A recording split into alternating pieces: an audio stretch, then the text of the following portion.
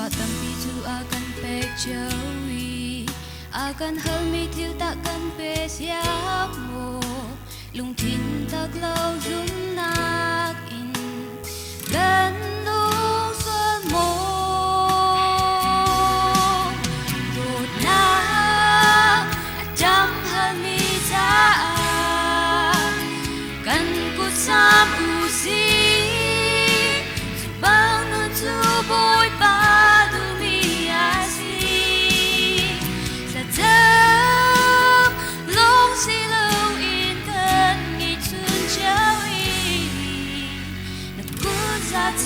lo voy para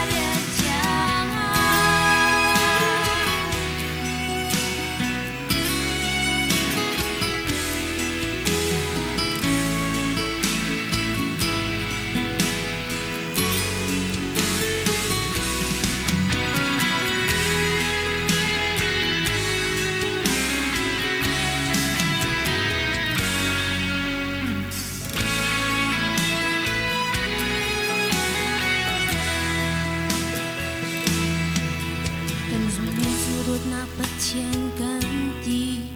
man se kampong kamcha dot na kan thao kalong zum tu kan si sual mo boy dot rua chan lo boy pa ni ti polo mi chilum lo ti in dai thang in na chan liam sual mo aram cha nang ma thang kha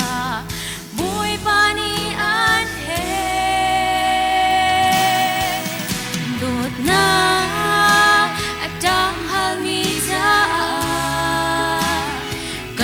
sa usi Jabangan suboy pa dumiasi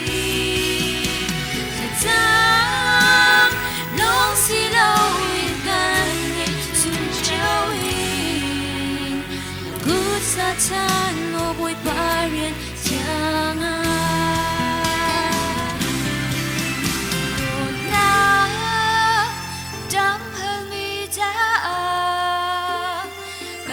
sam usi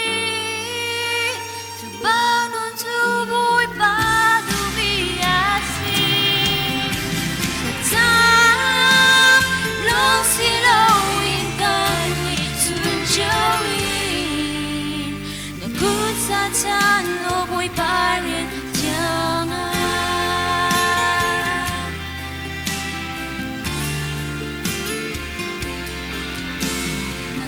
sa chan lo boy pa dian tiang